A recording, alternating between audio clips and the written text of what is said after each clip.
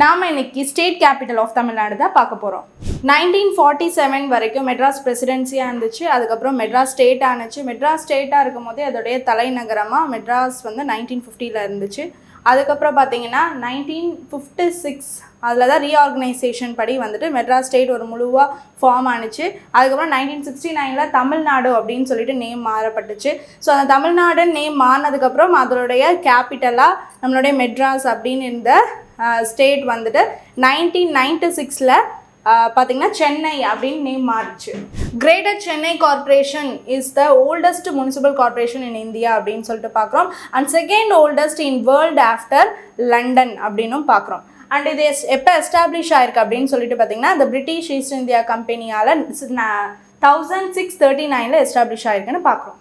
நம்மளுடைய சென்னை பார்த்தீங்கன்னா 2023 NCRBன்னு சொல்லக்கூடிய national crime records bureau ranking படி செகண்ட் சேஃபஸ்ட் சிட்டி இன் இந்தியாவாக ஆனது.